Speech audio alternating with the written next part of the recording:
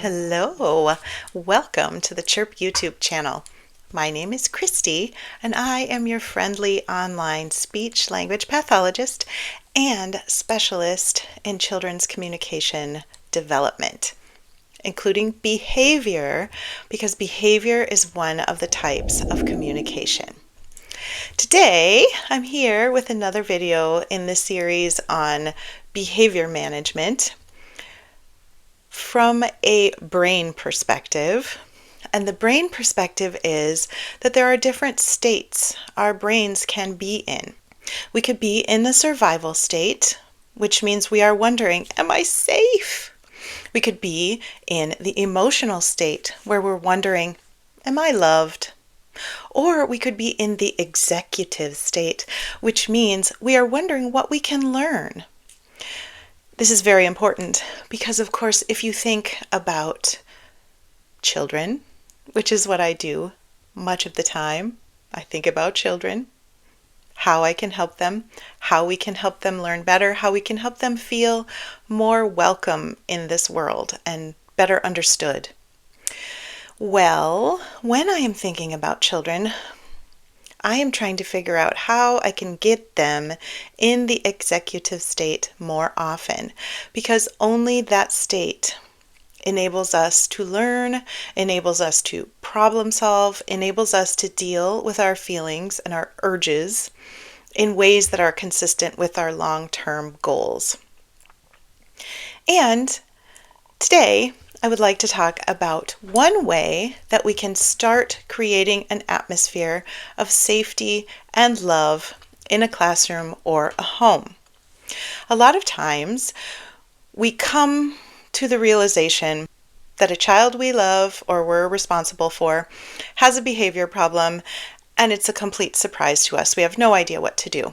Sometimes this is because this child has been born into our family and we are unprepared for this level of challenge.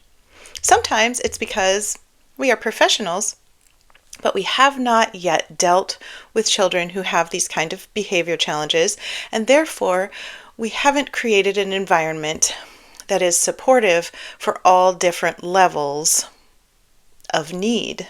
I mentioned in the video last week, which you can watch right there when the time is right, that we don't want our classrooms or our homes to feel like a factory where children have to toe the line, otherwise they're a mess to the machine, they just don't fit, they have to go.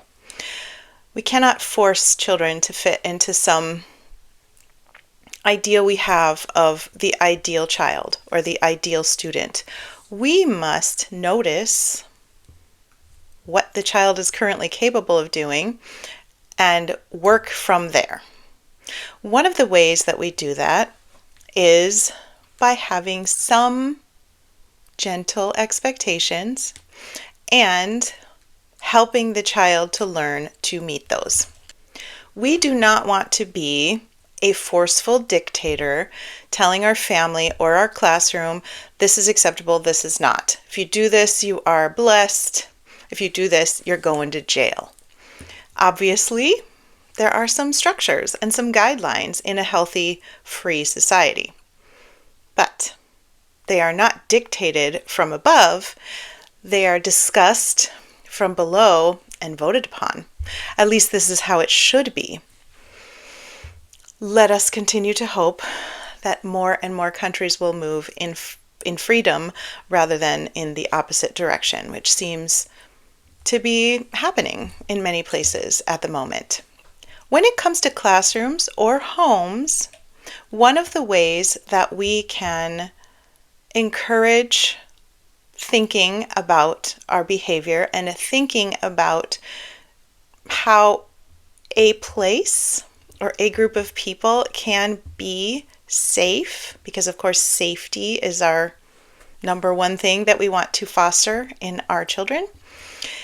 We can only be safe if our environment is safe and if the people with us are safe, which is why I have classroom rules. These class rules are very general and are a guideline for what kind of classroom we wish to create together as a class family or as a home family. We don't need to list every single thing that we want kids to do, and we should not be listing things we don't want kids to do, because that is in the negative, and I will discuss that in a moment. We want to be listing the things we want kids to do, and we want to tell them why. These are the things that keep us safe. Children don't often understand why adults make the rules that we do. And in fact, the more I work with children and other adults, the more I think adults make rules just to be bossy, just because they have some sense of inflated ego that they know best, and that children should have no rights because they're children. I have a problem with that. Why can't a child learn without wearing any shoes? Why can't a child learn from under the table if it is necessary for her to sit under the table to listen? Why can't a child sit on a ball instead of a chair? Why does a child need to be sitting at all in order to learn?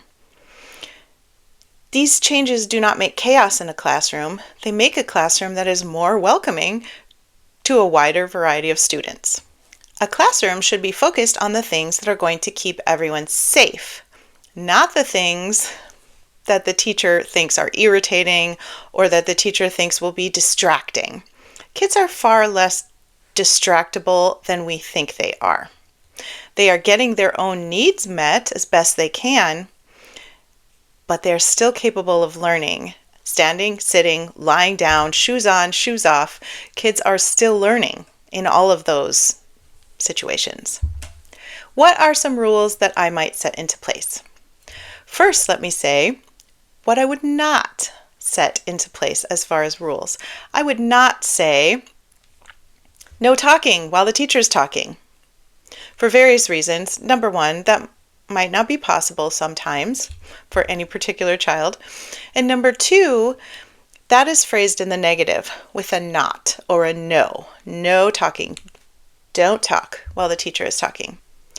When our children are not in the executive mode in their brains, they are functioning at a much lower level of cognition. And that lower level of cognition kind of only pays attention to nouns and verbs. Things like stop, talk, go, hit. It doesn't pay attention to words like no or don't. Those words are kind of left out of the processing at that level, which means that when my child is upset and sees a sign that says no hitting, the no part is kind of blocked out, and the hitting part sounds good. So I'm going to do that some more because the sign tells me to. It's not a cognitive process because their cognition is not working in that moment. What we would like to do instead is phrase things in the positive. I've talked about this lots on this channel, so if you have seen other videos that I've done, no doubt you've heard this before. But it bears repeating to phrase our safety rules in the positive. Walking feet, talking mouth, instead of don't bite, or don't run, or don't kick, or whatever the case is. We want to use in the positive phrases when we're talking about our rules. So, what are some of the rules that I set? My rules are very simple. Keep ourselves safe, and in fact, I put this in the singular first person, which is keep myself safe, so that the child is going to be able to repeat these rules to himself, to herself, and it's going to sound in her head as if she's talking about herself. My job is to keep myself safe. The next rule is my job is to keep my friends safe. If you don't like the idea of calling everyone friends, because some of my students are very resistant to that idea. Sometimes I'll try to say, your friend is feeling sad. Can you think of something we could do to maybe help him cheer up a little bit? And my one little student will say, he's not my friend. I don't even know him. Okay, your classmate maybe. That's a fine word to say. We're not actually all friends necessarily at the same level. But you can say, keep other people safe. You can say, keep my school family safe. Keep my classmates safe.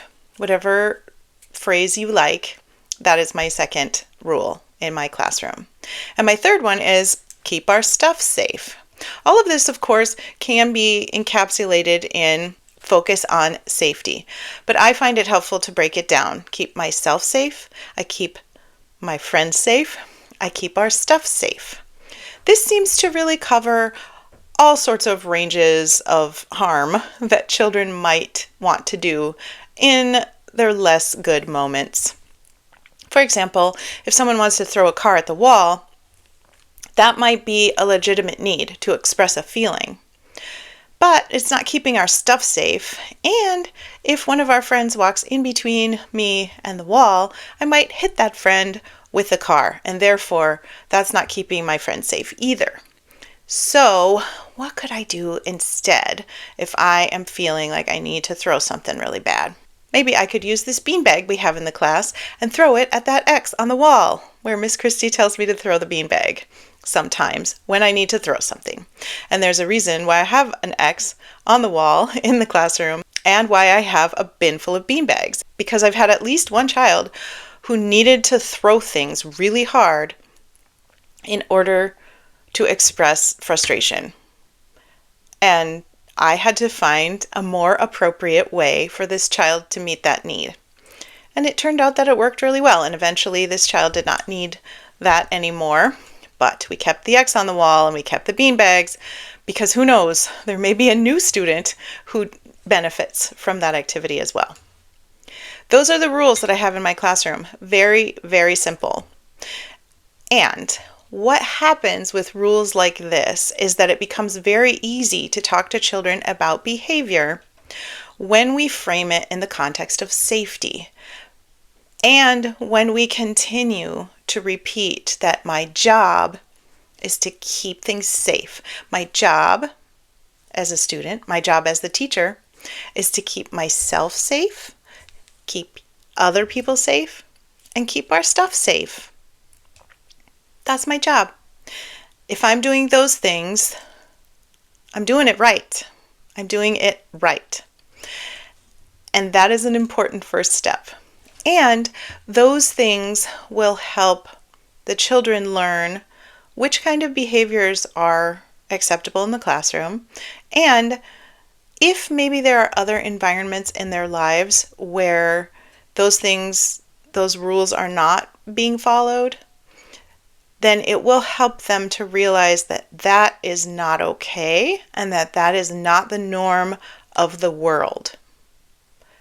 Sadly, when we are children, we don't realize that the environment we grew up in isn't necessarily good. We don't realize we don't realize maybe that we're not feeling safe, and we don't realize that maybe our family of origin is not a safe place for us, is not a healthy environment. Maybe we don't realize that our parents don't have good coping skills.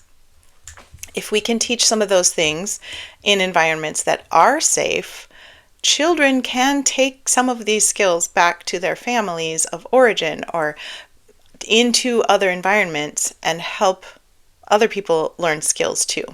Or at the very least, hopefully they will be able to communicate with us if there's a problem so that we can intervene. Many of us who are professionals in this field are mandatory reporters. So if you have any suspicions that a child is experiencing some kind of abuse or abandonment or mistreatment of some kind, it is important to report that. It's important that we protect the children. It is my job to keep that child safe, not just in a metaphorical way, but in a very real physical way. It is my job as an adult, any adult, it's my job to keep children safe. That is all I'm going to talk about today, is how to begin creating an environment in which we help children feel safe. Of course, we will be discussing this more at length, and I hope you come back for that. In order that you don't miss that, you could subscribe if you feel like it. And if you want to give me some encouragement, you could give me a thumbs up on this video. But no matter whether you do those things or not, I hope to see you back here for my next video. And I hope that you institute some safety expectations of your own. And of course, I guess before I end this, I should say, if a child throws a car at you, we don't say, "Hey, stop that. That's not keeping me safe." We say, "Oops, oops, that was not safe. We need to keep our car safe. We need to keep me safe. Let's throw the beanbag instead." We say, "Oops." We repeat what the rule is, and then we redirect the child to a behavior that fits what the child needs and that fits our safety protocols. That is how we redirect behavior. It's not as easy as it sounds, and we will be discussing it more at length in videos to come. So, come back next time, and I will see you then. Have a great day. Bye.